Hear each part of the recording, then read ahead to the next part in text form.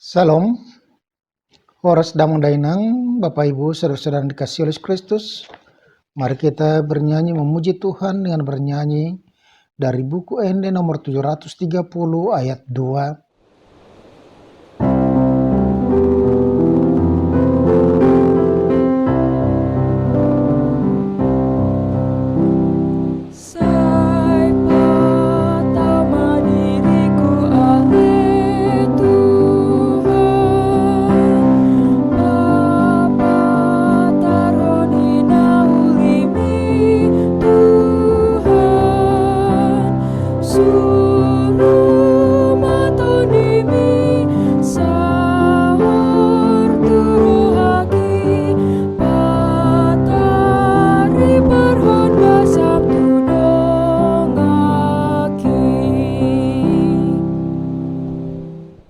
Kasih karunia dan damai sejahtera dari Tuhan Allah Bapa kita dan dari anaknya Tuhan Yesus Kristus menyertai kamu sekalian. Amin. Damang Dainang, firman Tuhan untuk kita pada hari Senin 21 November 2022 tertulis dalam 2 Petrus 3 ayat 2, supaya kamu mengingat akan perkataan yang dahulu telah diucapkan oleh nabi-nabi kudus dan mengingat akan perintah Tuhan dan juru selamat yang telah disampaikan oleh rasul-rasulmu kepadamu. Asa dingot tamu hata akan naung hinataun niaka panuirang nabadiai, nang patik ni Tuhan jalasi paluai, nabi naritahun niaka apostel mona. Demikian pembacaan firman Tuhan. Damang Dainang, saudara-saudara yang dikasihi oleh Kristus, ada sebuah acara televisi yang dibuat berjudul Melawan Lupa, di mana dalam program acara televisi tersebut semua peristiwa yang sudah pernah terjadi akan dicoba untuk diingatkan kembali melalui penayangan kejadian peristiwa yang terjadi pada saat itu. Program itu mau mengingatkan kita juga di dalam kehidupan kita bahwa ada sesuatu yang mungkin sudah pernah kita alami, sudah pernah terjadi, tetapi kita melupakan itu. Sehingga melalui program Melawan Lupa maka kita akan ingat kembali, dan ketika kita mengingat kembali itu bisa menjadi suatu nostalgia yang memberikan sukacita kepada kita. Bisa saja ketika kita sedang menghadapi persoalan, ketika kita mengingat kembali yang disebut dengan masalah rumah tangga, tetapi ketika kita ingat kembali pada waktu pernikahan kita, pada waktu pemberkatan di gereja, maka kita akan kembali disegarkan kembali bahwa pernikahan itu kudus dan kita menikah bukan karena terpaksa, tetapi karena pilihan kita sendiri. Begitu juga pada saat ini firman Tuhan mengatakan seperti yang dituliskan oleh Rasul Petrus, dikatakan di situ supaya kamu mengingat akan perkataan yang dahulu telah diucapkan oleh nabi-nabi kudus dan mengingat akan perintah Tuhan dan juru selamat yang telah disampaikan oleh rasul-rasulmu kepadamu. Ada kata mengingat yang dikatakan oleh Rasul Petrus, di mana dia mengingatkan supaya setiap orang Kristen yang sudah dipanggil oleh Tuhan dari kegelapan kepada terang Kristus, dari kematian yang kekal, dia dipanggil untuk memperoleh dan berhak untuk memperoleh kehidupan yang kekal. Maka diingatkan dalam kehidupan mereka supaya dikatakan supaya kamu mengingat. Artinya mereka dicoba untuk disegarkan kembali, diingatkan kembali. Supaya mereka jangan melupakan itu. Sebenarnya apa yang mau dikatakan oleh Rasul Petrus kalau dikatakan supaya kamu ingat, apa yang mau dikatakan di situ? Apa yang harus mereka ingat? Dikatakan di situ akan perkataan yang telah dahulu diucapkan oleh nabi-nabi kudus.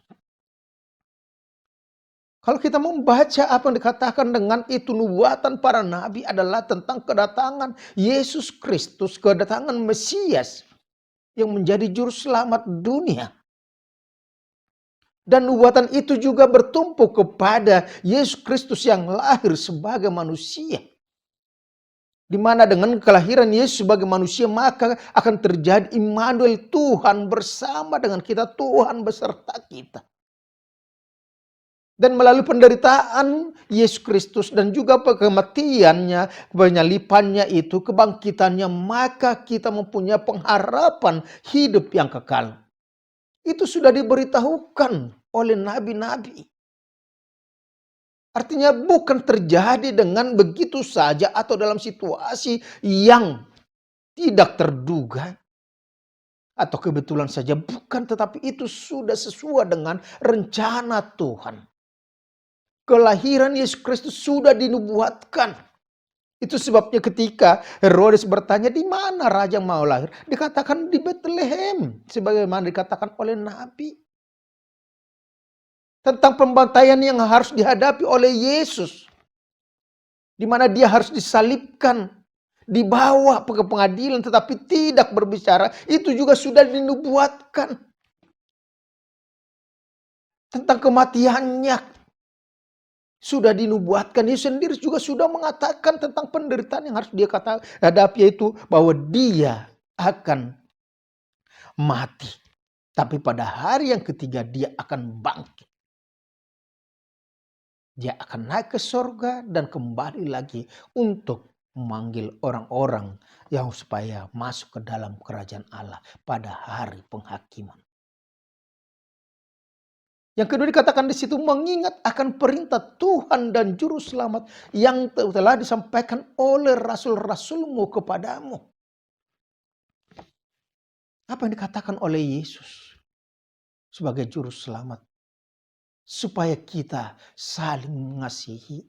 Apa yang dikatakan oleh Yesus supaya kita ingat bahwa dia akan menyertai kita sampai akhir zaman.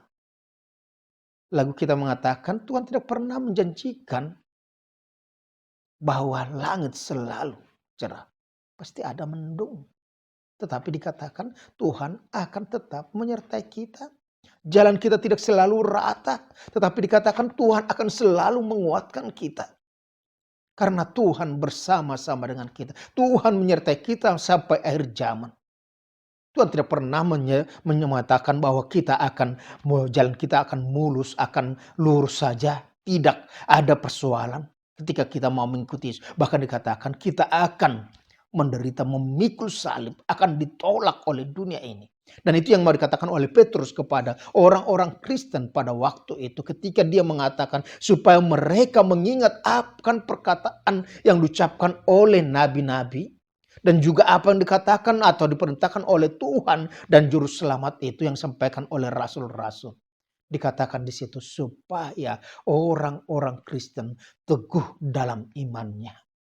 Tidak ragu-ragu. Karena apa? Ketika mereka selalu menantikan kedatangan Yesus Kristus, banyak orang-orang yang mengatakan bahwa janji kedatangan itu palsu. Buktinya sudah berganti generasi, tetap saja seperti itu saja. Padahal kalau kita tahu bahwa segala sesuatu itu berubah. Tenaga kita yang kemarin bukan lagi itu tenaga kita hari ini. Kalau dikatakan itu akan semakin surut. Peristiwa yang kita lihat sekarang itu terjadi sekarang itu bukan lagi peristiwa yang lalu. Walaupun itu mungkin ada yang terulang kembali, tapi orang-orangnya itu juga sudah menjadi orang-orang yang berbeda tenaga dan kekuatannya. Oleh karena itu dikatakan kepada kita, ingatlah akan perintah dan pengajaran Tuhan. Perintah Tuhan, pengajaran Tuhan itu, nubuatan para nabi. Tidak datang dengan sendirinya, tetapi itu sesuai dengan kehendak Tuhan. Itu sebabnya dikatakan walaupun dunia ini berganti, berakhir. Semuanya berakhir, tapi firman Tuhan kekal sampai selama-lamanya. Dan itulah pegangan kita untuk senantiasa menguatkan kita, memampukan kita. Oleh karena itu jangan lupa mengingatnya. Supaya kita mengingatnya, supaya kita jangan melupakannya, maka rajinlah membaca firman Tuhan, rajin bersekutu, rajin beribadah, rajin merenungkan firman Tuhan, dan yang terutama adalah lakukan firman Tuhan, maka kita tidak akan pernah melupakan perintah Tuhan, tetapi kita akan hidup sesuai dengan firman Tuhan, karena firman Tuhan kekal untuk selama-lamanya. Firman itu berkuasa dan itu akan memberikan sukacita, kekuatan, penghiburan kepada kita.